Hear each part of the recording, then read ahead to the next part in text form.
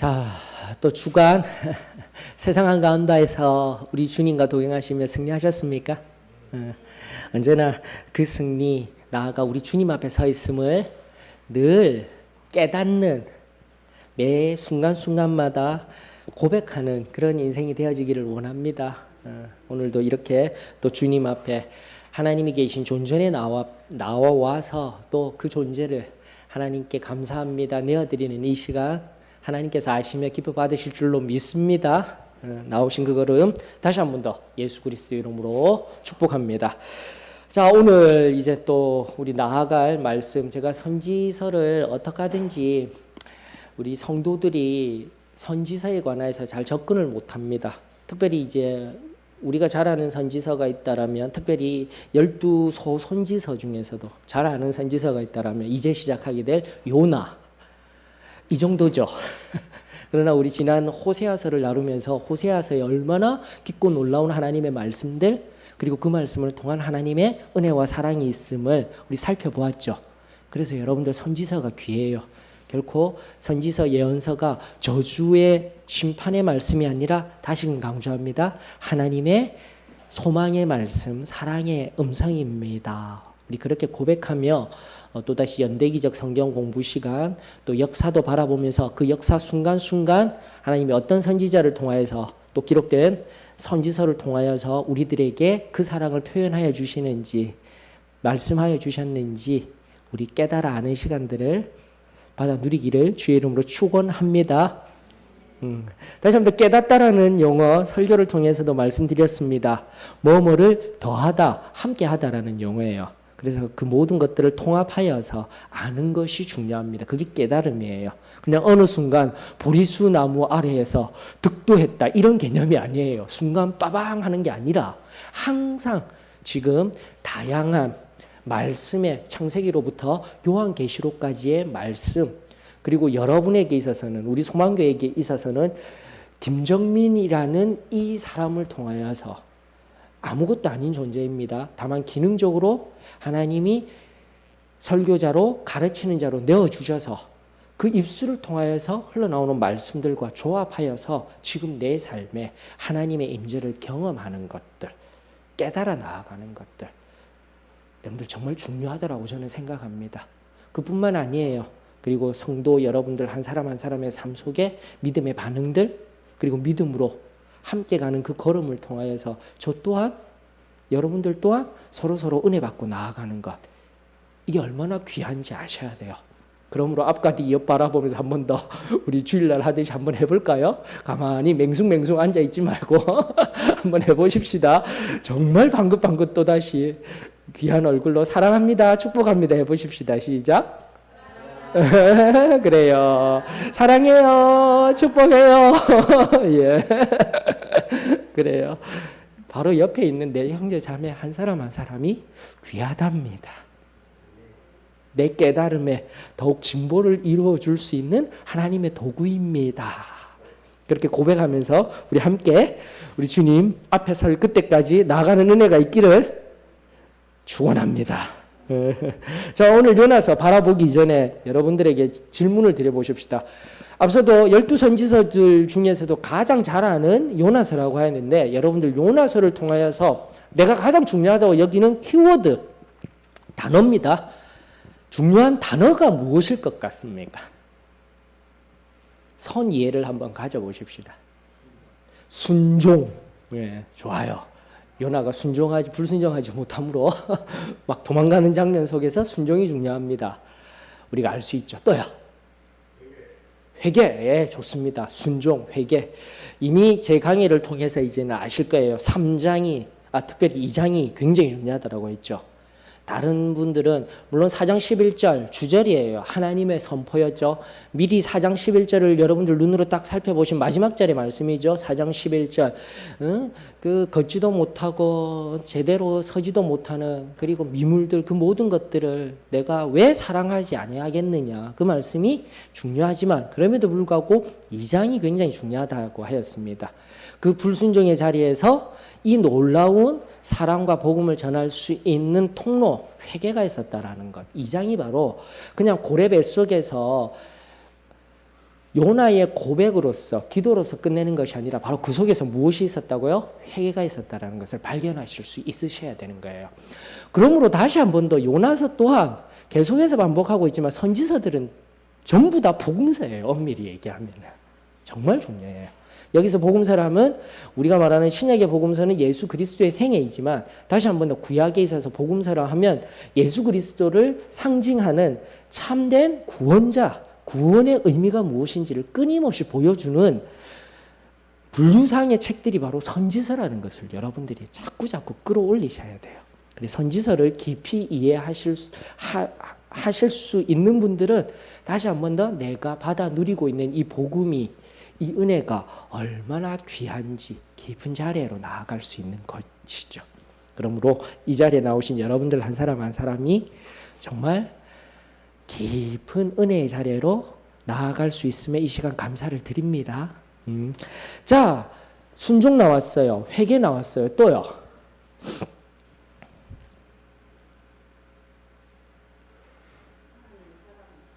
하나님 사랑, 하나님 사랑. 누구에게?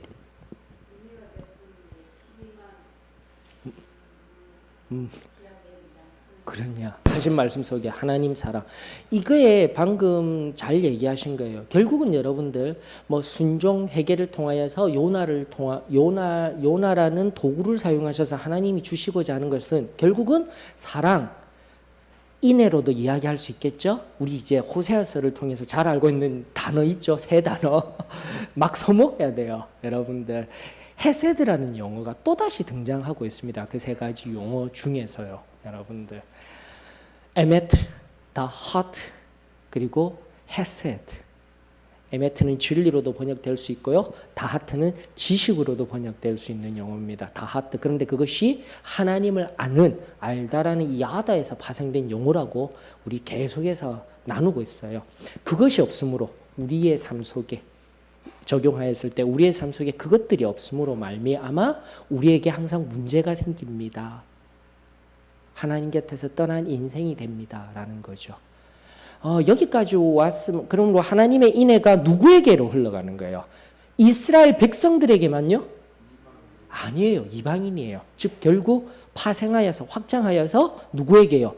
세상 모든 인류를 향한 하나님의 사랑입니다라는 것을 말씀을 통해서 깨닫는 거예요. 그래서 제가 저녁 설교에도 말씀드렸죠. 저와 여러분들은 이미 예수 그리스도를 만난 사람일 뿐입니다라는 거예요. 교만해지면 안 돼요. 세상을 향하여서.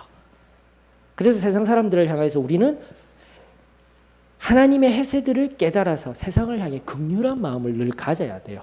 세상의 애매한 고난 속에서도요, 아픔 속에서도요, 분노하고 중하고 미워하는 삶을 사는 것이 아니라 긍휼히 여기며 세상을 어떻게 해요?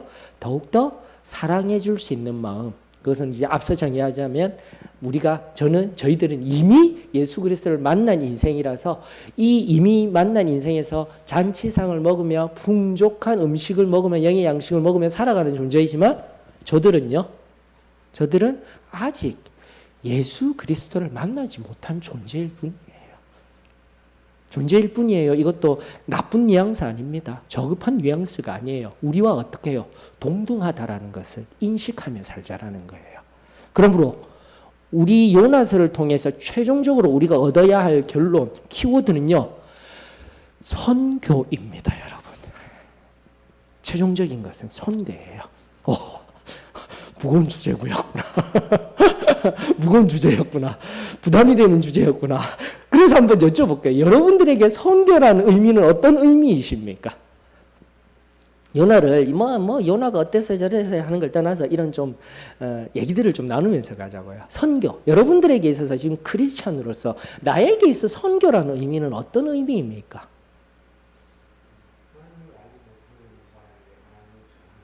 하나님을 알지 못하는 사람에게 하나님을 전하는 것. 그렇다면 전도는 뭐죠? 전도와는 다른 의미입니까? 다른 분이 한번 말씀해 주셔요. 어떠셔요?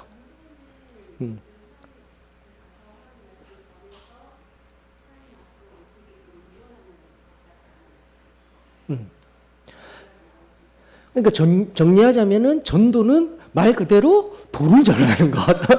도를 아십니까?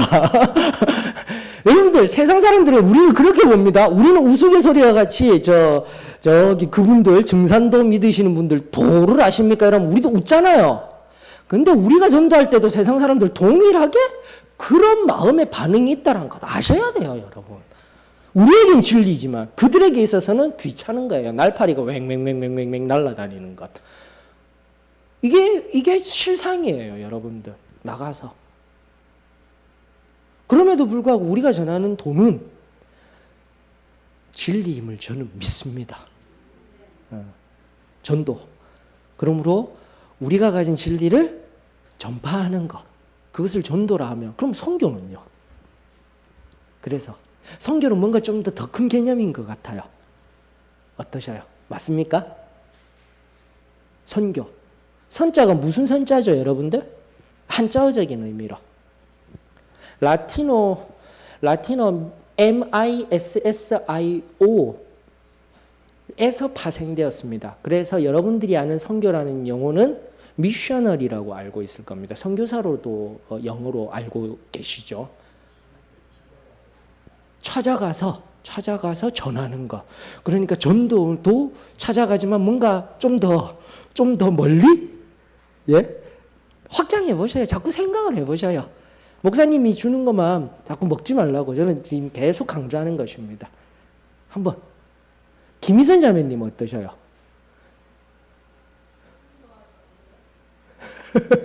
지금 계속 그 얘기하고 있었습니다. 다시 한 번 더 반문하신다라면 깊은 생각 속에 있으셨다라고 해서 기대를 가지면서 예. 예.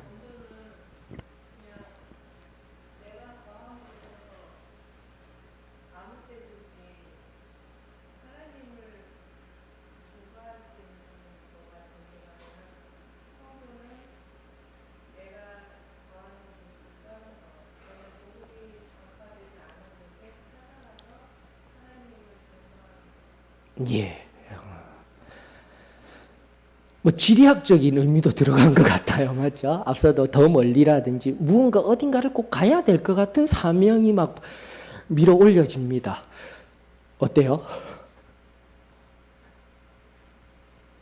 좋은 의견입니다. 또 다른 분은 어떠신가요? 그런데요, 제가 왜 한자어적인 의미를 물어보셨냐면 선교, 베풀선이에요. 선자. 무슨 앞선선 이런 개념이 아니어서요. 가르치는 것, 그러니까 가르칠 교회예요, 뒤에는. 그러니까 가르치는 것을 막 앞서서 전투적으로 어딘가를 가서 이런 개념이다라고 우리가 많이 생각하는데 죄송하지만 그 선자가 무슨 선자요? 베풀선이기 때문에 여러분들 우리 특별히 소망교회, 사도의 신앙교회가 지향하는 전도 방법은요. 외부적으로 무슨 프로그램을 돌리고 물론 그것도 필요합니다. 그게 아니라 우리가 무엇으로 전도를 한다라고 늘 얘기하죠, 강조하죠? 우리의 삶으로. 이게 선교예요. 엄밀한 의미에서는요.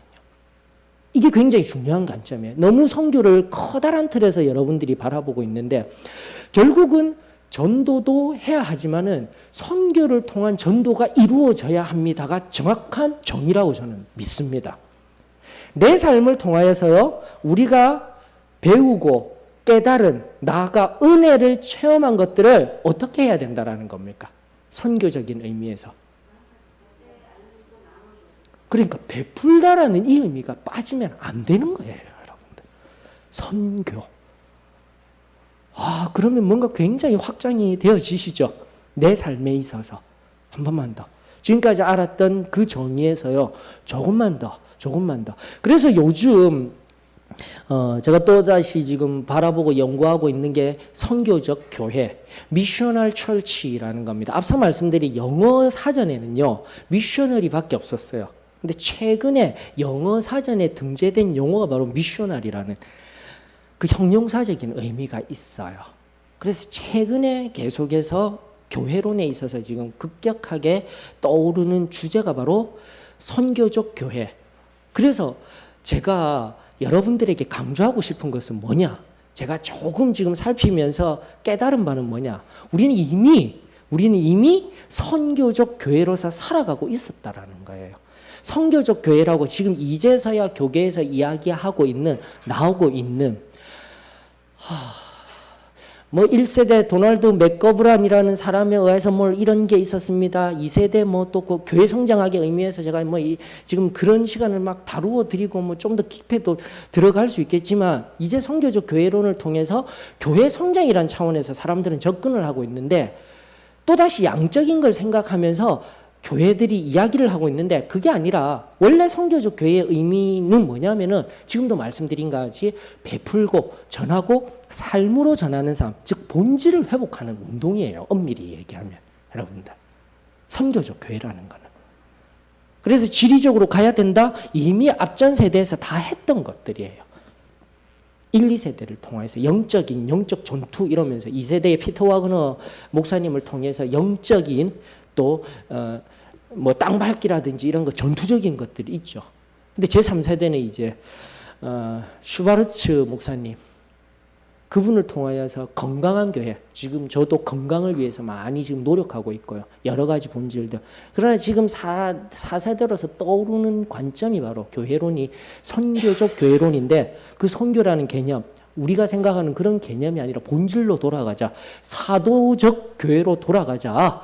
근데 우리는 애시당초부터 사도의 신앙 교회 하면서 엄밀하게 니케아 신조, 이 사도신경이 이야기하고 있던 우리 교회의 전통이라면 전통일 수 있는 뭐 거룩성, 보편성, 사도성, 통일성, 이거 우리가 다 가지고 지금 하고 있어요. 그래서 제가 강조하고 싶은 건 뭐 그걸 막 여러분들에게 막 신학적으로 다시금 정립시켜 드려서 알려드리려고 하는 것이 아니라, 지금 우리가 걷고 있는 이 걸음 있죠. 좁은 길의 이 걸음이 정말 성경적이다라는 것을 제발 제가 목 놓아 외칩니다.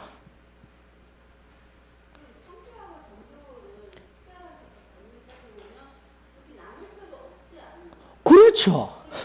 지금도 제가 말씀드려야 돼. 선교를 통한 전도가 이루어지는 삶이 되어져야 된다니까요.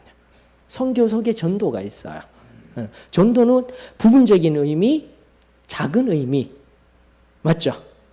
그래서 제가 어디까지 이것을 파생시켜 드리려고 하냐면은, 앞서도 말씀드린 말처럼 열방을 향한 하나님의 인애를 나타내는 것이 요나서입니다라고 하고, 그것이 복음이다라고 하였어요. 맞죠? 그렇게 시작하였습니다. 맥락이 이해되어지시고 계실 줄로 압니다. 자, 그렇다면 여기에서 또 질문이 하나 더 들어가요. 선교라는 의미, 제가 이제 약간 조금 힘이 들었지만 학문적인 영역, 지금 여러분들은 최신의 교회론에 관해서 잠깐 맛보셨습니다. 선교라는 의미에 대해서. 근데 여기서 제가 질문을 드리고자 하는 것은 뭐냐면, 구원은 또 무엇입니까? 라는 거예요. 여러분들에게. 제가 왜 이 질문을 드리냐면, 항상 제가 하고 있는 것은 귀납법적인 성경 공부의 방법론입니다. 앞에 맥락들을 내버려 두고 어떤 특별한 답을 꺼내려고 하지 마셔요.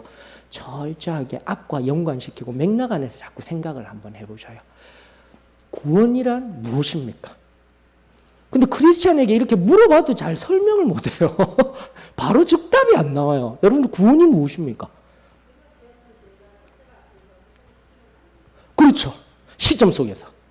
정확한 대답입니다. 어떻게 해요? 구원 뭐예요? 내 죄가 용서함 받은 사건입니다. 구원 맞아요. 시점 속에서 제가 얘기하고 있는 건 시점 속에서. 그럼 여러분들 시간 속에서는요? 시간 속에서의 구원은 없습니까? 굉장히 중요한 개념이에요. 크리스찬이 되었으면. 시점 속에서 여러분들 구원받았다고 했으면 우리의 의미로 우리가 아는 의미로 죄에서 십자가에 우리 주 예수 그리스도의 보혈로 말미암아 뭐한 사건이죠? 용서함을 받은 그 사건이에요. 맞습니까? 근데 그걸로 구원 끝이에요? 시간만 보더라고도. 그렇죠? 현재 진행형, 제가 끊임없이 얘기하는 것이 이해가 되어져요. 여러분, 구원은요, 시점 속에서 은혜 체험받은 걸로 끝난 게 아니라 뭐 하고 있어야 돼요? 현재 진행형이 진행되어져야 되고, 미래까지 가서 어디까지 가야 된다라는 거예요. 하나님 앞에. 제가 말씀 지금 찾지는 않지만, 두렵고 떨림으로 너희 구원을 이루라 해요. 그 말씀의 의미는 뭡니까? 여러분들 구원 안 받았다라는 거예요? 구원 받았지만 언제까지요? 언제까지? 하나님 앞에 설 때까지. 이게 구원이에요, 여러분. 근데 많은 그리스도인들이 어느 과거성 속에 내가 받았던 구원의 시점 속에서만 살고 지금은 아무렇지 않은 듯이 살고 있어요. 자, 성경과 연관해서 제가 왜 구원이라는 것을, 구원이 무엇입니까? 질문한 의미가 이제 여러분들에게 명확하게 드러나는 겁니다. 여러분들이 지금 구원을 이해하고 내가 구원받은 자로서 하나님 앞에 설 때까지 무엇을 해야 한다라는 겁니까? 아니에요. 거룩한 삶은 그건 갑자기 나온 대답이라니까. 내가 지금 맥락 속에서 얘기하는 거예요. 그렇죠.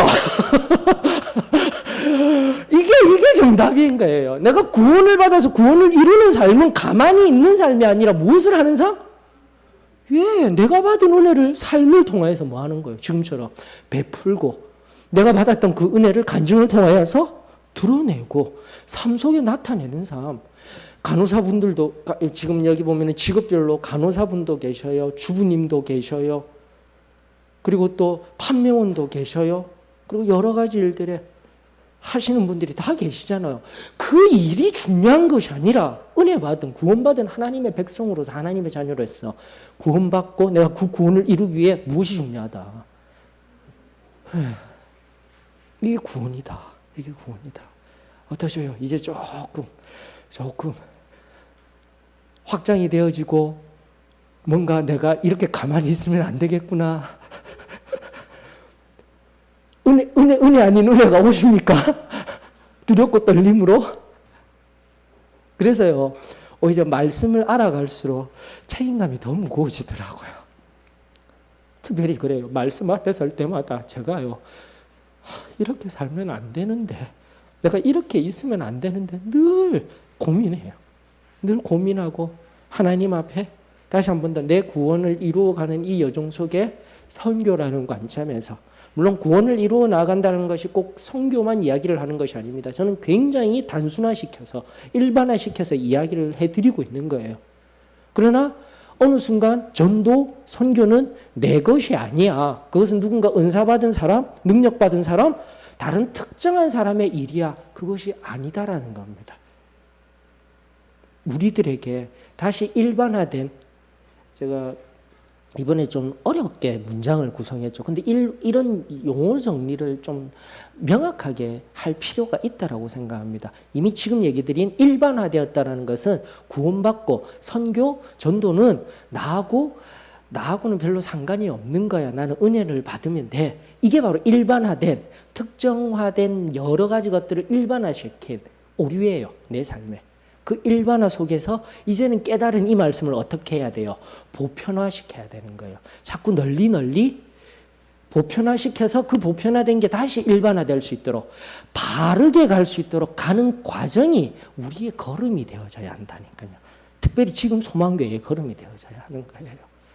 그래서 저는 우리 귀한 소망교회 성도 여러분이 그냥 단상에서 설교적으로 선언해서 깨어 기도하십시다. 단순한 그 설교가 아니라 이런 성경 공부 시간을 통하여서 하나님의 말씀에 의미하는 바가 무엇인지 깊이 성찰하여서 진정으로 깨어서 깨달아서 지금도 구원을 이루며 살아간다라는 의미가 무엇인가를 이 땅 가운데서 내가 지금 시간을 두고 또 하나님이 구원을 이루셔서 영원한 생명을 주는 것을 유예하시고 이 땅 가운데 살아가게끔 하시는 하나님의 백성의 의미가 무엇인가를 깨달아 나아가는 공동체가, 모임이 바로 교회라는 것을 알아야 되는 거예요.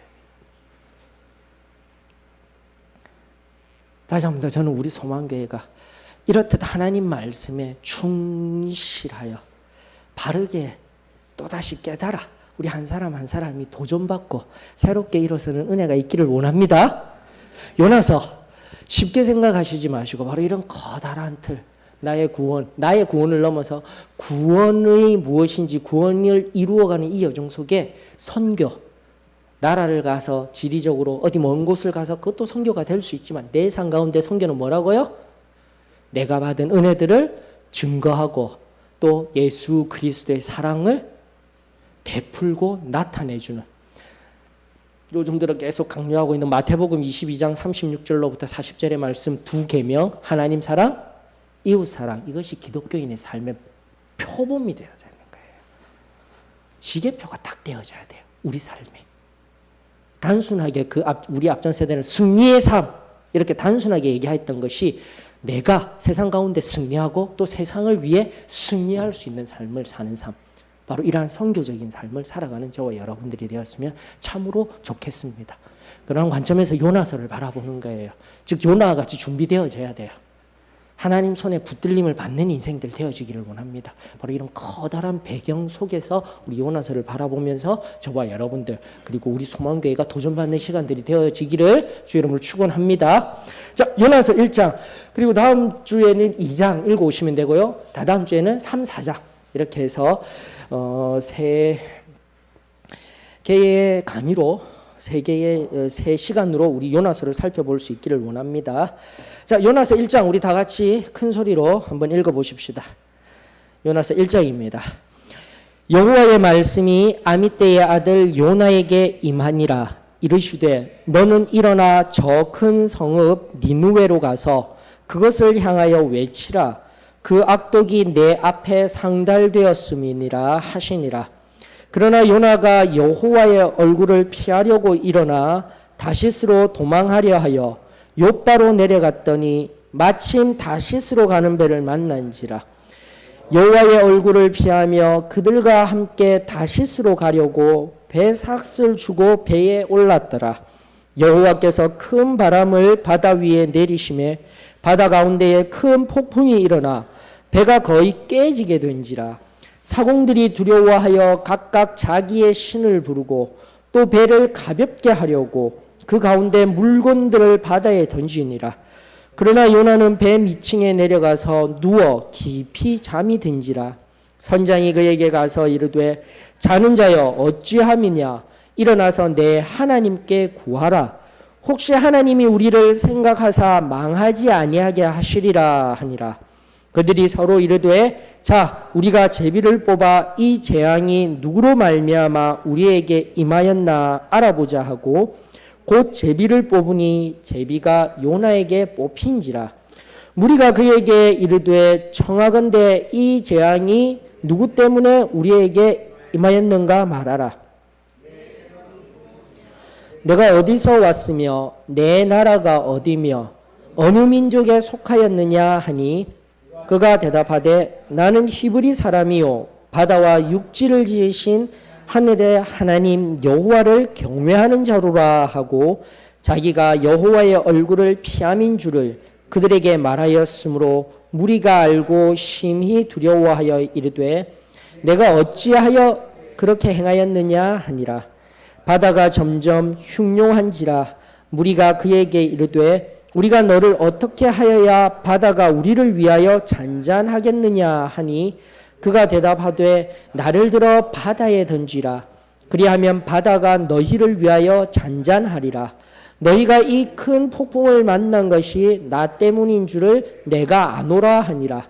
그러나 그 사람들이 힘써 노를 저어 배를 육지로 돌리고자 하다가 바다가 그들을 향하여 점점 더 흉룡함으로 능히 못한지라. 무리가 여호와께 부르짖어 이르되 여호와여 구하고 구하오니 이 사람의 생명 때문에 우리를 멸망시키지 마옵소서. 무죄한 피를 우리에게 돌리지 마옵소서. 주 여호와께서는 주의 뜻대로 행하심이니이다 하고 요나를 들어 바다에 던지매 바다가 뛰노는 곳이 곧 그친지라. 그 사람들이 여호와를 크게 두려워하여 여호와께 제물을 드리고 서원을 하였더라. 아멘.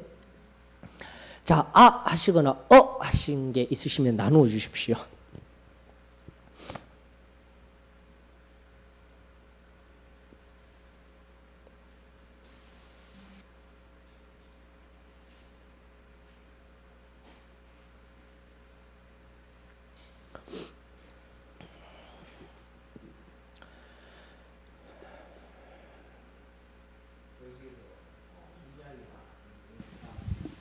요나가 하나님을 믿는다는 거, 하나님을 이 배 타는 사람들도 알고 있었는 것 같은데 이들은 왜 하나님을 그렇게 두려워하지 않았을까 그런 생각이 들어요. 누가요? 그 배 사람들 사공이나 이런 사람들이 그러니까 이제 두려워하지 않았다기보다도 이 사람들이 신을 이제 여러 신들을 믿잖아요. 근데 이제 그 요나가 하나님을 믿는다는 것을 알고 그 하나님을 이 사람들이 두려워하고 있었었는지 그게 굉장히 좀 그게 이제 6장에 보면은 이제 그 하나님께 구하라고 이제 요나한테 이제 6절에 그 현장 얘기를 하잖아요. 예. 그게 이제 다른 신들한테도 하지만은 하나님을 이들이 가장 큰 신이라고 이때까지는 몰랐었는가 하는 생각이 듭니다. 그래서 이제 감사합니다. 이렇게 잘 관찰을 해주셔서 지금과 같은 질문도 나온 것 같습니다. 그런데 그 질문에 좀 수정을 제가 조금 해드릴게요. 제가 구약 성경을 바라보면서 지금도 구약 우리 살피면서 바라볼 때 하나님이란 용어를 좀 더 맥락 안에서 살펴보아야 된다라고 하였습니다. 예.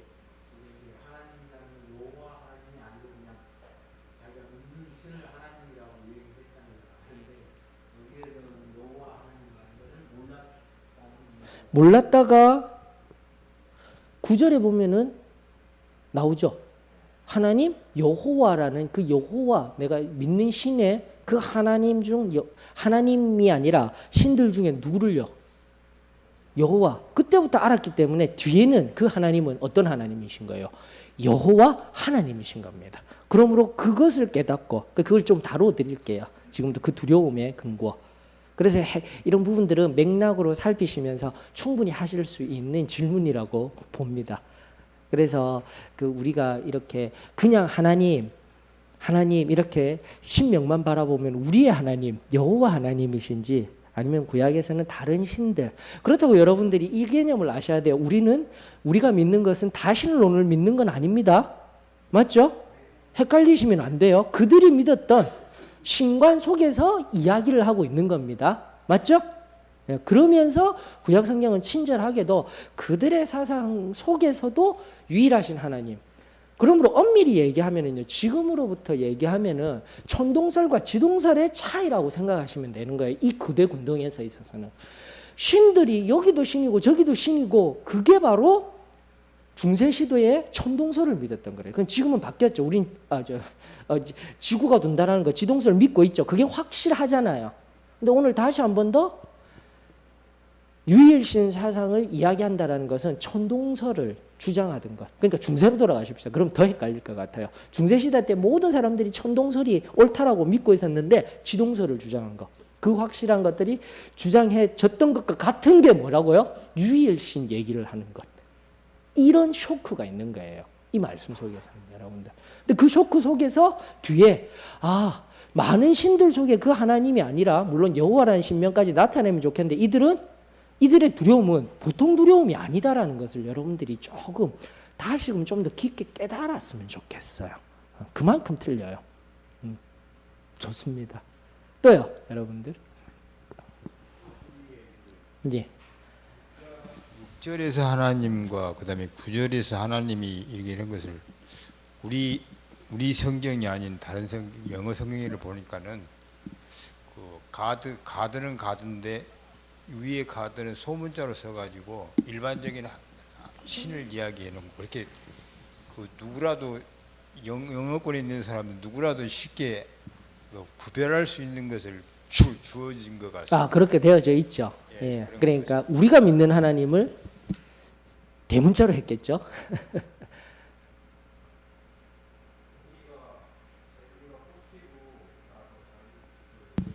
라고 알고도 그다음에 요나가 나 때문이라 고백했는데 바로 바다에 안 던지고 자기들 힘으로 맞아요. 어떻게든 해보려고 하다가 그 사람들이 이제 하나님께 이제 끝에는 서원했다고 하는데 무엇을 서원했는지는 안 나왔고요. 아무튼 뭐 하나님을 경외하는 마음으로 요나가 말한 대로 바다에 던졌어요. 맞아요. 결국에는 자기 끝까지 가는 거예요. 그 흐름을 제가 또 살펴드릴게요. 그게 바로 지금 오늘날의 세태, 우리에게 적용할 수 있는 우리 속에 신앙의 모습이 보여요, 여러분들. 자, 그걸 하나씩 한번 찾아가 보십시다. 자, 우리 말씀을 한번 통해서 바라보는 말씀. 여러분, 요나라는 인물에 대해서 여러분들 어떻게 생각하십니까? 요나 어떤 사람인 것 같아요?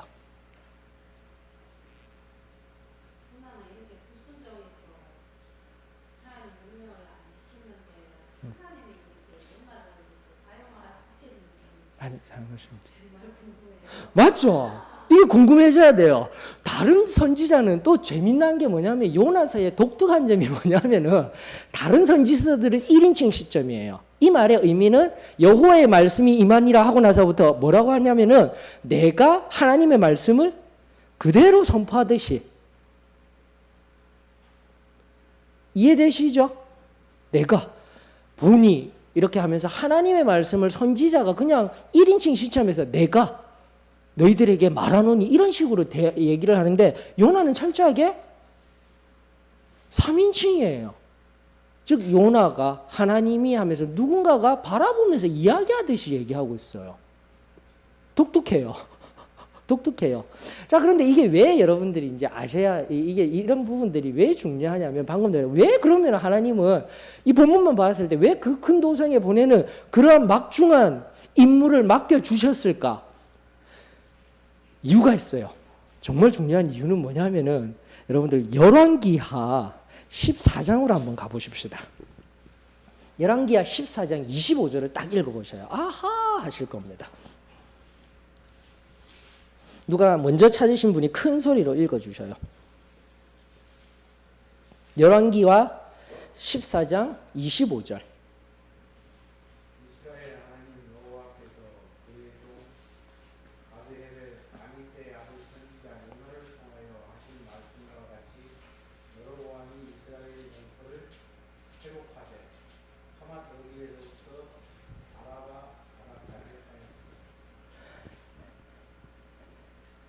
아하 하시는 게 있으십니까?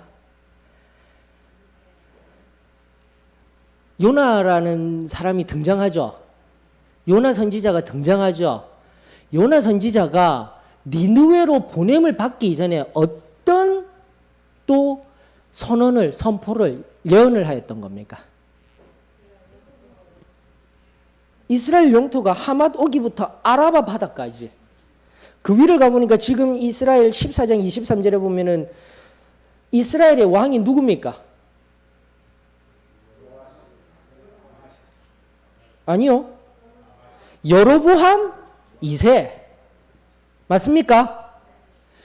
맞죠? 그래 지금 제가 계속 알려드리거든요. 호세아, 아모스, 그리고 요나는 여로보암 2세. 그리고 우리가 지금 호세아, 아모스 살피면서 여로보암 2세 때 어떤 시대적 상황이 있다고요?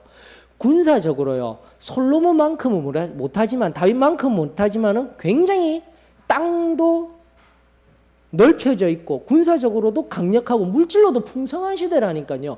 그것을 예언하고 선포한 자가 누구라고요? 요나요. 여러분들 지금 이게 배경이에요. 요나는요. 이스라엘 백성들에게 있어서 지금으로 얘기하자면 가장 유력하고 강력한 선지자예요.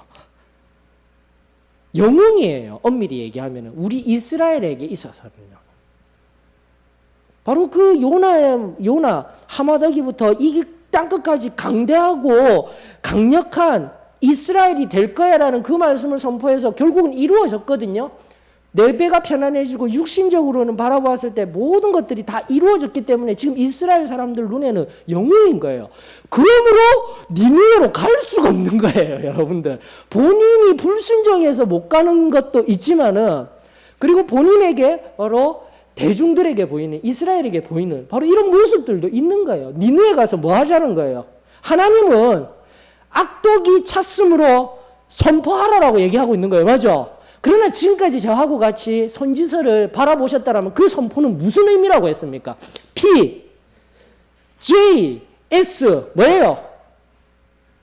저지먼트, 심판을 선포하고 난데 그것만 선포하나요? 호프도 선포한다고 했잖아요. 희망을 선포한다고 했잖아요. 사랑을 선포한다고 하는 거예요. 그게 바로 하나님이 보내는 이유인 거예요. 여러분 어디 그뿐입니까? 4장 2절 한번 보셔요. 알고 있었잖아요. 하나님이 나를 보내는 이유. 누가 읽어봅니다. 큰 소리로. 4장 2절.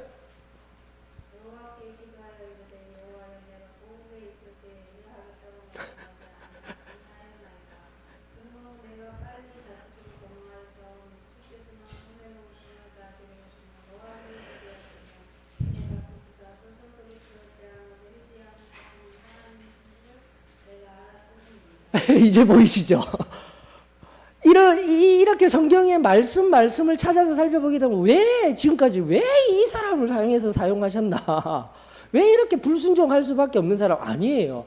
그 당시 가장 강력한, 다만 넉 장의 요나 선지사가 소선지사라고 있었지만 지금 여로보암 2세 당시에 가장 유명한 설교자는 누구라고요? 요나예요. 요나. 지금 이게 배경인 거예요, 여러분들. 그래서 결국은 니느웨로 가서 하나님을 너무나 잘 아는 요나이기 때문에 그 하나님의 뜻이 니느웨도 또 이루어질까 봐, 즉 복음을 듣고 변화될까 봐 이게 싫었던 거예요. 요나에게 있어서는. 여러분들 이 관점도 여러분들이 가지셔야 되는 거예요. 여러분들 어떠셔요? 혹시라도 여러분 중에 이러한 마음으로 신앙생활을 하시는 분이 계십니까?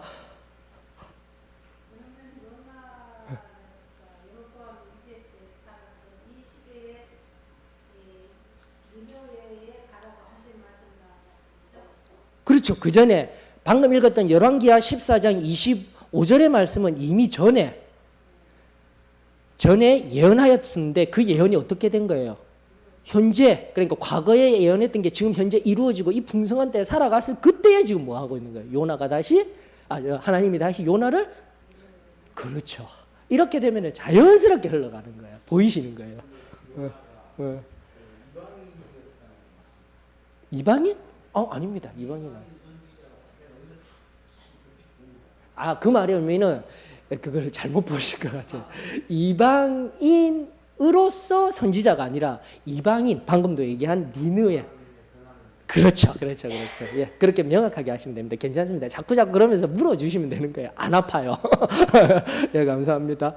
이해되셨죠? 그럼 이 흐름이 이제 커다란 배경이 보이면서 온갖 적용거리들이 다 드러나는 거예요. 여러분들 방금 제가 질문 드렸습니다. 그 질문에 여러분들 뭐라고 대답해요? 요나같이 자, 이런 지금 상황 속에서도 나는 다른 누군가에게 전해야 되는데 안 전하는 이런 자리, 저는 그런 자리 없어요 하는데 어때요?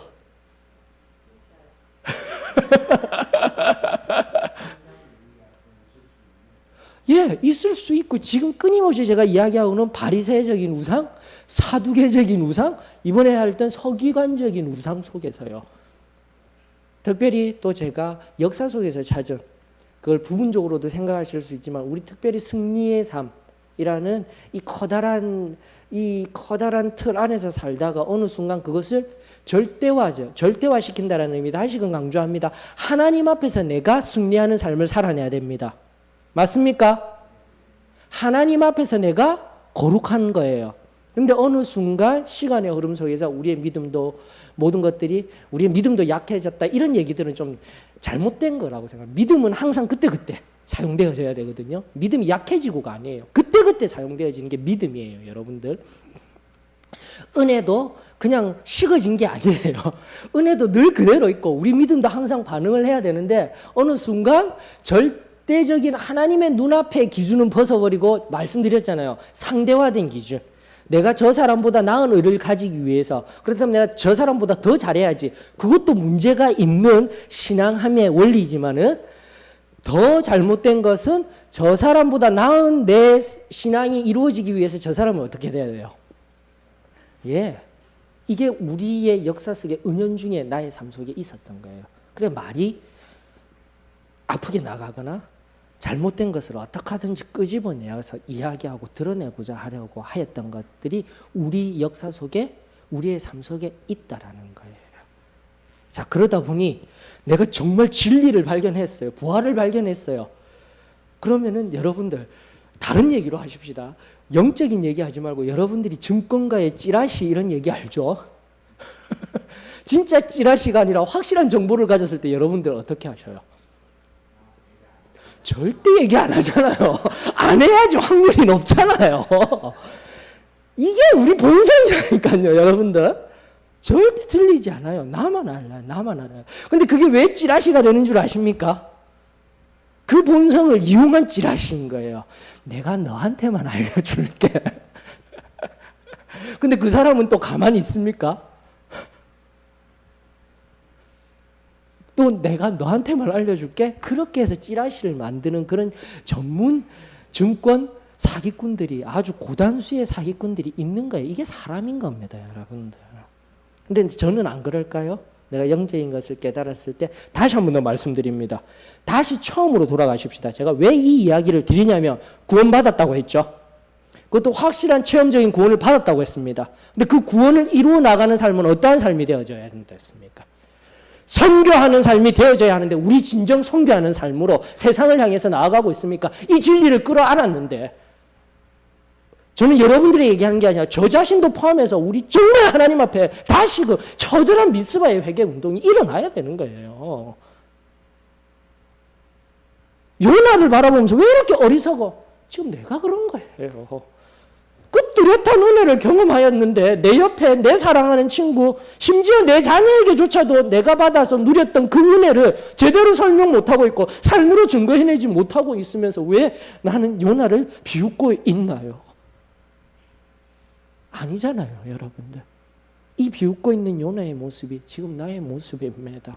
이 뜨거운 은혜를 받았다라면 다시 한 번 더 내 참된 은혜를 주셨던 그 은혜를 새롭게 하여서 지금 내 삶 속에서 그 뜨거웠던 진리라고 하였던 그 뜨거웠던 참된 사랑과 은혜를 어떻게 해야 돼요? 내 가족들에게, 내 이웃들에게, 지금의 내 일하는 중에 내 삶의 각 영역에 있는 그곳에서 증거하고 선교하는 삶을 사는 것, 이 가장 간단했던 원리들을 우리는 못하고 있었던 것, 그게 바로 지금 우리 알면서도 다시스로 도망가는 우리의 모습하고 다를 바가 없다라는 겁니다. 사랑하는 성도 여러분, 다시금 우리 심령에, 여러분들 지금 이런 얘기들을 하나님의 은혜 없이 얘기하면은 도덕적이고 윤리적인 것밖에 안 돼요. 교회에서는 그걸 가르치는 것이 아닙니다. 지금도 제가 끊임없이 이런 높은 기준의 얘기들, 하나님 말씀에 의거하여서 힘이 들 정도로 높은 기준의 얘기를 하는 것은 그 우선성에 뭐가 있기 때문에? 은혜가 있기 때문에. 꾸준히 강조한 하나님의 은혜가 있습니다. 그리고 여러분들, 저와 여러분들이 이미 하나님의 은혜를 경험한 그 은혜에 의하여서 지금의 이 기준을 붙들고 살아가야 된다니까요. 내가 하려고 하면 절대 못하는 기준들인 거예요, 여러분. 그러나 받은 은혜가 다시 한 번 더 그 받은 예수 그리스도의 보혈의 능력이 되어서 성령 하나님이 내 안에 충만하여져서 우리 이 요나처럼 다시스로 도망가는 인생이 아니라 하나님이 말씀이 붙들어 주시고 물질에 끌려다니는 인생이 아니라 세상적인 성공에 명예에 끌려다니는 인생이 아니라 다시금 하나님 앞에 붙들려서 세상을 향하여서 내가 받았던 이 우리가 알고 있는 하나님의 이 사랑의 성품들, 예수 그리스도의 복음을 증거하는 인생 살아야 하지 않겠습니까? 내 인생의 다시스는 무엇입니까? 지금 내가 안주하고 있는 그곳은, 그 다시스는 무엇입니까? 찾을 수 있기를 원합니다. 그 다시스를 향해서 나아가는 배 안에 있으면 반드시 뭐가 옵니까? 반드시 풍랑이 와요, 여러분들. 계속해서 강조하죠. 시편 119편 17절에 있는 말씀 외우라고. 119편 17절 무슨 말씀이죠? 고난이 유익이라. 그것을 통해서 내가 하나님의 율례를 알게 되었다니까요. 하나님의 법을 알게 되는 거예요. 나는 다시스로 나아가는 그 배 밑바닥에서 편안하게 누워있고 잠자고 있지만 우리 하나님은요, 바로 그 고난을 통해서 내 삶의 지금 정황들을 통해서 다시금 내 믿음을 일깨워 주시는 거예요. 사랑으로 불러주시는 거예요. 고난이 나를 넘어뜨리는 도구가 아니라 우리 하나님이 이 고난을 통해서 나를 뒤돌아보게 하시며 내가 지금 안일한 가운데 있었구나, 좀 더 나아가면 죄 가운데 있었구나 깨달아 알게 하시면 어떻게 해요? 다시금 하나님의 백성으로 살아가게는 만드는 통로라니까요. 복의 통로라니까요, 여러분들. 이것이 우리 신앙입니다. 사도의 신앙교의 신앙이 아니라 크리스찬의 참된 신앙이 되어져야 하는 거예요. 우리 하나님이 말씀하여 주시는 거예요. 요나서를 그렇게 안다 하였지만 우리 요나서를 제대로 알지도 못하였고 요나를 제대로 알지도 못하였습니다. 고백해야 되는 거예요. 다시금 우리들 가운데 우리는 믿습니다. 예수 그리스도의 피보혈의 능력은 죽음조차도 이김을 믿습니다. 입으로만 고백이 아니라 우리의 삶 속에서도 고백하며 선포하며 우리 다시금 새롭게 내 삶 속에 내 가족부터 내 이웃부터 삶 속에서 참된 선교의 현장 속에서 선교의 삶을 살아가는 저 여러분들이 되었으면 참으로 좋겠습니다.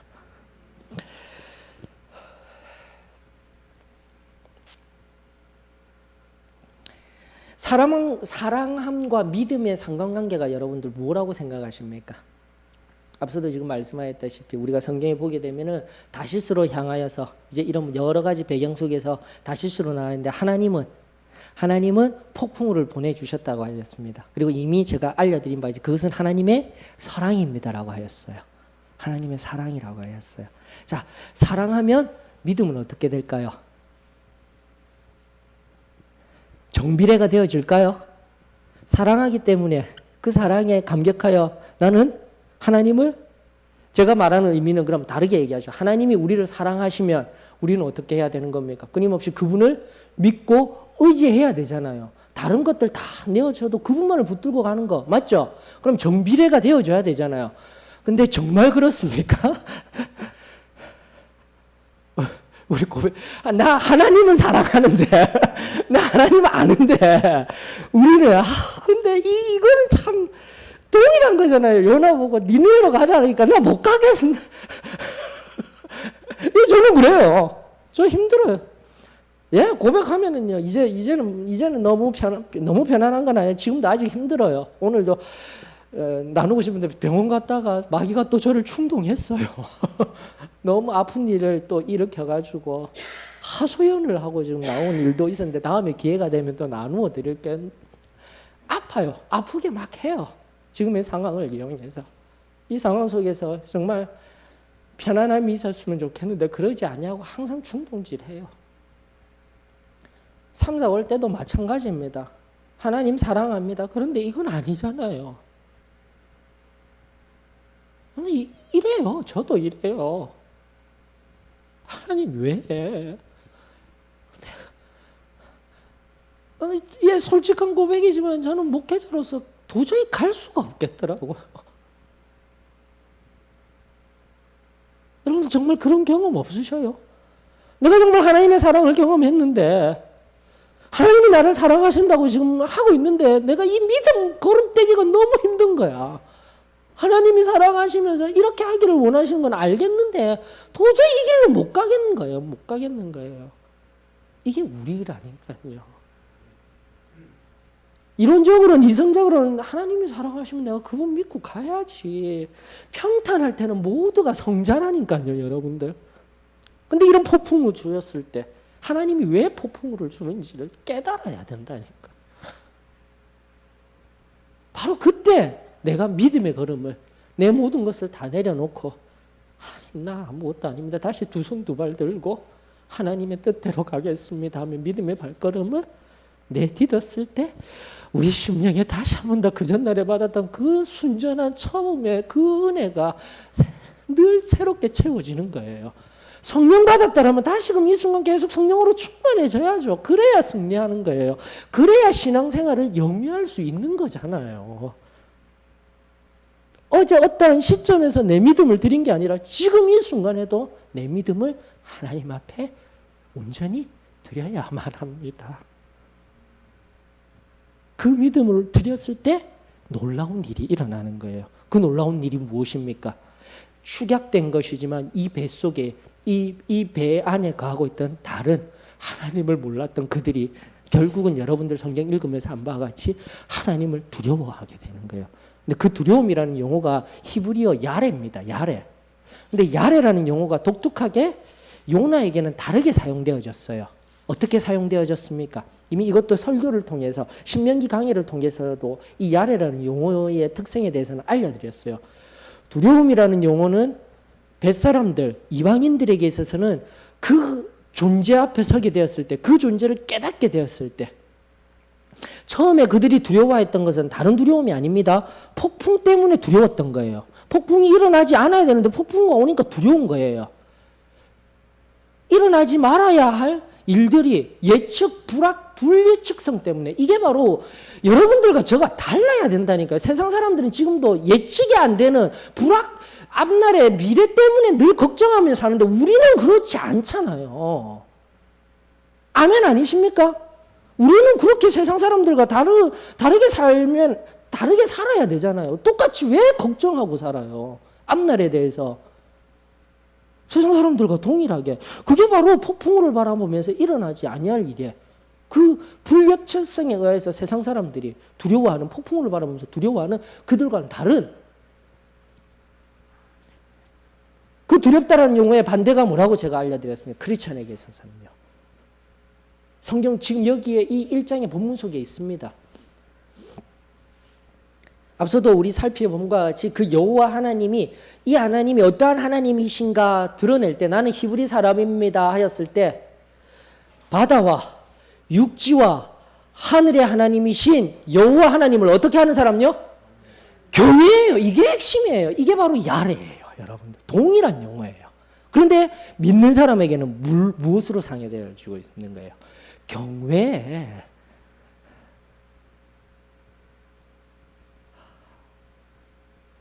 저와 여러분들에게 이러한 하나님이 되어지기를 원합니다.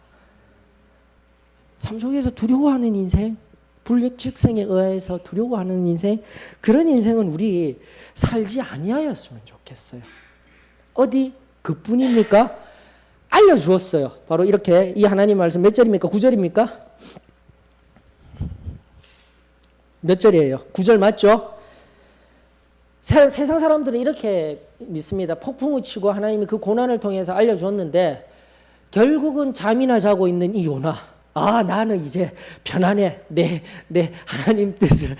하나님 뜻에 순종하지 못하고 내가 선택한 그 자리에서 잠자고. 여러분들 왜 잠자는 줄 아십니까? 편안해서가 아니에요. 이것도 아셔야 돼요, 여러분들이. 잠자는 게 그냥 편안해서, 이제 내 책임에서 자유로워졌으니까. 아니에요. 육신적으로, 정서적으로 온갖 노력을 해서 피곤해서 자는 거예요. 피곤해서 자는 거. 지금도 나에게 적용하셔요. 내가 하나님 뜻대로 살아가지 아니하면 끊임없이 나는 내 노력으로 내 일 굉장히 열심히 하고 있는 것 같지만은 하나님 없이, 하나님이 주시는 평안 없이 그 깊은 잠을 자는 것이 아니라 피곤에 쩔어서 세상 가운데 사는 인생밖에 되지 아니한 거예요. 요나가 그것을 이야기하고 있는 거예요. 하나님 앞에, 하나님의 손안에 붙들린 드러난 인생이 되어져야 되는데 꽁꽁 뱀이창, 세상의 저 뱀이창에 숨어서 피곤에 쩔어서, 세상보다도 못한, 세상 사람들은 열심히 그 풍랑 속에서 자기는 어떻게 하든지 살려고 하고 있는데 잠자는 인생. 우리 그런 크리스찬 되지 마십시다, 여러분들. 그러면서 결국 그들이 제비 뽑고 무엇에 의해서 이러한 일들이 일어났느냐. 당신도 빨리 와서 기도 좀 하세요. 당신이 믿는 하나님 앞에. 이런 다신 사상이 있을 때 그들이 이야기하는 거, 제비 뽑아보니까 이 사람 걸려서 당신 누구예요? 맞죠? 성경 그대로 얘기합니다. 당신 뭐 하는 사람이에요? 생업은 뭐예요? 어느 나라 사람이에요? 세상적인 것 가지고 자꾸 묻는 거예요. 세상적인 것 가지고 물었을 때 요나가 그때 퍼뜩 깨닫고 하는 말이, 그 고백이 9절의 말씀이잖아요. 지금도 이 폭풍우를 일으키시고 이 바다 가운데 지금도 이 모든 것들을 하고 계시는 바다의 하나님 여호와, 육지 그 모든 것들을 또 만드신 여호와, 그 하나님을 증거하잖아요. 요나가 불순종한 선지자, 이상한 선지자 같아도 다시금 말씀드릴게요. 그 당시 하나님이 침이 붙드시고 들어 사용하시는 귀한 하나님의 선지자였다는 것을 깨달아 하십시오. 그리고 감사한 것은 저와 여러분들, 요나와 같이 이토록 부족하고 연약하지만 아무 쓸모없는 자 같지만 여러분들의 삶 속에서 이 요나처럼 여러분들을 사용하고 계시는 거예요. 바로 그때 이 많은 일들, 이 어려운 상황 속에서 내 믿음을 이렇게 증거할 수 있는 은혜가 저와 여러분들에게 있었으면 좋겠습니다. 그래서 뭐 하라는 거예요? 나 집어 던지라고. 자기 희생으로 증거하라는 거예요. 믿으십니까? 똑똑한 인생. 다시 한 번 더, 당신 생업이 뭐냐? 막 이 바다 뱃속에서는 키를 이렇게 돌려서요, 도층 내리시고 이런 얘기를 하라는 게 아니에요. 나 던지면 돼요. 내가 한 발 물러날게요. 예수 그리스도께서 십자가를 지시며 우리에게 가르쳐 주신 놀라운 희생의 그 사랑의 모범을 살라라고 다시금 우리들에게 도전하시는 말씀입니다. 나 던지면 돼요. 근데 앞서 우리 심규현 형제가 잠깐 살폈죠. 그래도 뱃사람들은 어떡합니까? 뱃사람들이 순전해서가 아니에요. 안 믿는 거예요. 이 요나가 이야기하였음에도 불구하고 다른 말로 하게 되면 나 던지면 돼요. 자기 희생의 사랑, 나아가 십자가의 말씀에 그 진리가 선포되고 있음에도 불구하고 세상 사람들은 다시 한 번 더 앞선 불예측성을 넘어 지금 불확실성, 그 말씀 그거 진리 아니야. 안 믿어요. 그래서 뭐 하는 거예요? 그거 뒤로 하고 자기 마음대로, 자기 힘대로 다시 한 번 더 어디로 가려고 하는 겁니까? 육지 찾아가려고 또 그러고 있는 거예요. 또 그러고 있는 거예요. 그러다가 결국은 막바지에 가서 어떻게 하는 겁니까? 막바지에 가야지 다 힘들고 다 기진하고 다 해야 어떻게 하는 거예요? 그래 네 말이 맞는갑다. 그래 네 말이 맞는갑다. 복음이 여기에 다 들어가 있어요. 여러분 두렵다, 두려워서 한다라는 얘기, 이 두려움을 추적하게 되면은 다시 한번 더 첫 번째, 풍랑을 바라보면서 잊지 말아야 할 일들 앞에, 불예측성 앞에 끊임없이 두려워하는 인생들이 세상 사람들이지 우리는 그렇게 되었으면 안 돼요. 이런 일이 있자마자 요나는 퍼뜩 깨닫잖아요. 아, 나 때문이구나. 그게 빨리빨리 나와야죠. 하나님께 의지하는 하나님 앞에서 내가 행해라도 내 안에 문제가 있나, 아니면 하나님의 뜻이 무엇인가 그걸 살피는 인생이 되어져야죠. 세상 사람들도 기도하려고, 세상 사람들은 무언가 믿고 하려고 하는데 우리는 더욱더 기도로서 깨어나 있어야 되지 않겠습니까? 그리고 두 번째는 뭐예요? 이것이 진리입니다 하는데도 안 듣는다니까요. 이걸 또 깨닫게 하시는 하나님의 말씀은 나 던지면 돼. 내가 희생할게. 여러분들이 또다시 희생 한번 했다고 세상 사람들이 깨닫는가요? 안 합니다. 내가 희생해서 100번을 희생하고 갔다고 해서 예수 그리스도 앞에 돌아옵니까? 아닙니다. 이것이 지금 이 시대의 현상이에요, 여러분들. 그러므로 우리는 어떻게 해요? 성경이 말씀하시는 말까지 선을 행하다가 낙심하지 말아라. 이 삶을 사는 것이 우리의 삶이잖아요. 아멘이시죠? 예.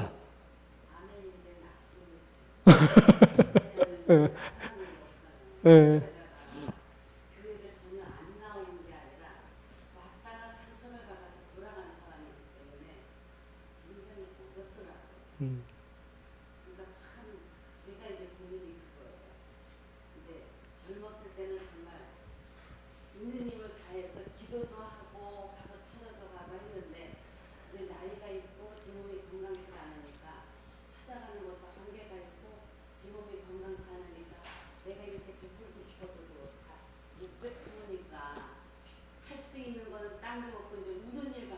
아멘.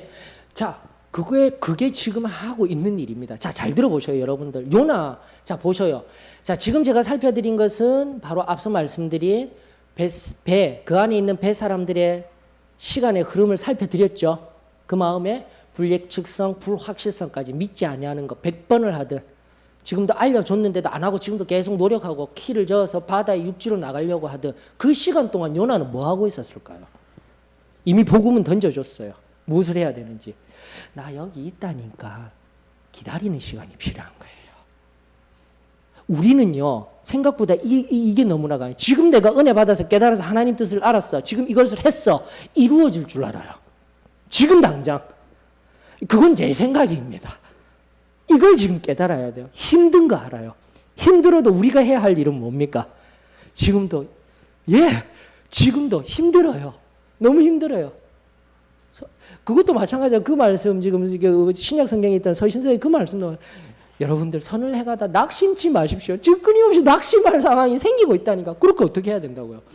기다리면서 묵묵히 요나 보이지 아니하는 요나가 아니라 그 옆에서 놔버리면 된다니까요. 이런 위대한 요나도 보실 수 있으셔야 돼요. 저는 이런 위대한 요나가 여러분들이 되어지기를 원합니다. 끝까지 기다리는 거예요. 이게 너무 힘드셔요? 그러면 다시금 십자가를 보셔요. 우리 십자가에 예수 그리스도께서 이 땅에 내려오시기까지 창조 때부터 지금까지 우리 하나님 얼마나 우리를 기다리고 참아주시고 계셨냐고요. 그걸 묵상하라니까. 십자가를 바라보면서 예수님 나를 위하여서 십자가에 피 흘리신 그것만 생각하시는 것이 아니라 저 십자가에 달리셔서 돌아가실 때까지 오래 참으시고 또 참으셨던 그 하나님을 묵상하게 되면 지금 내가 선을 행하는 것, 이거 선 하나 해놓고 아이고 안 되네, 아니잖아요. 맞죠? 아멘이시죠? 바로 이거예요. 이미 복음을 던지고 우리도 마찬가지잖아. 우리 사도의 신앙교회 승리하는 삶을 살 수 있습니다 해놓고 살아보니 마지막에 제가 설교할 때도 말씀드려 살아보니 그게 아니더라가 아니라 살아보니 더욱더 그러하더라. 지금도 힘들지만 이것이 이 진리가 이 좁은 길이 아닌 것 같지만 우리가 걸어가야 되는 거예요. 힘들지만 언젠가 제가 동행이라는 그 애니메이션 한번 잘 안 돼가 제가 내려왔었잖아요. 목사님 되고 나서 몇 주 만에 제가 동행이라는 거 한번 보여주셨죠. 예수님이 우리에게 맡겨주신 십자가 이제 내가 십자가 지었으니 너가 꼭 잡고 있어야 돼. 바람이 불어도 또 넘어져도 또 그거 잡고 서 있고 또 그거 잡고 서 있고 이 길입니다. 이 길 아닌 것 같은데요. 간다 할지라도 우리는 뭐 하고 있어야 돼요? 십자가 붙들고 있어야 되는 거예요. 살아보니 그 길이 아니더라. 살아보니 그 좁은 길, 그 길 말고 적당한 길이 있더라. 우리 그렇게 변하지 마십시다. 새롭게 다시 한 번 더 우리 안에 말씀 그대로 말씀을 벗어나서 뭘 새롭게 그 길을 가자라는 것이 아니라 말씀에 입각한 우리에게 주셨던 그 단순하고 순전했던 체험의 신앙이 말씀 속에서 확장하여져서 다시 한 번 더 세상 가운데 이 요나처럼 때로는 하나님에게 아픈 삶의 모습도 보여드렸지만 죄도 지었지만 다시금 하나님 앞에 하나님이 깨닫게 하여 주신 이 은혜를 통해서 어떻게 해요? 일어서자고요. 일어서서 세 번째 그들이 발견한 것이 무엇입니까? 결국은 그 불확실성 속에 던졌잖아요. 그 말씀대로 던졌잖아요. 던짐이 발견되어진 거예요. 이게 맞구나. 이게 확실하구나. 우리 사랑하는 우리 다른 것 없어요. 고영희 자매도 변화도 다른 것 없잖아요. 계속 와봤지만 결국은 은혜 받아보니 이게 맞구나. 변화되잖아요. 은혜로 인하여서 변화되잖아요. 이게 맞는 거예요. 이 길이 맞는 거예요. 묵묵히 걸어가는 거예요. 목사님이시니까 목사님만 모범 보여주세요. 아니죠. 저와 여러분들이 함께 가서 결국은 교회 안에 참된 문화가 되어야 돼요. 개인의 영적인 성품뿐만이 아니라 교회의 영적 성품도 다듬어져야 되고요. 혼자서 특출난 한 사람만 나아가는 걸음이 아니라 우리 모두의 걸음이 되어져서 계속해서 확장되어져 나아가는 것. 그게 바로 신학적인 하나님 나라의 확장의 의미이자 궁극적으로 하나님이 우리가 바라볼 때 눈으로 내려오는 게 아니라 우리도 예비되어지고 준비되어지는 것. 그 하나님의 놀라운 하나님 나라예요. 지금도 내가 내 삶의 모든 것을 통하여서 여러분 행복을 다른 곳에서 찾지 마십시오. 바로 그 하나님 나라의 확장 가운데 내가 사용되고 있을 때 열심으로 이 걸음을 걷고 있을 때 참된 행복이 우리들 가운데 임하게 되어질 줄로 믿습니다.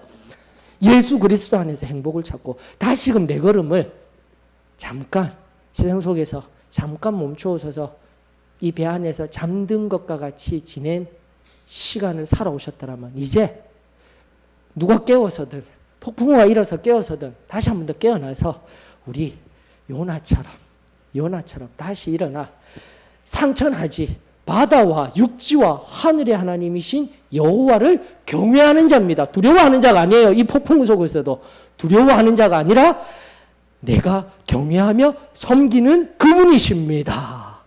이 위대한 고백이 저와 여러분들의 고백이 되어지기를 주의 이름으로 축원합니다.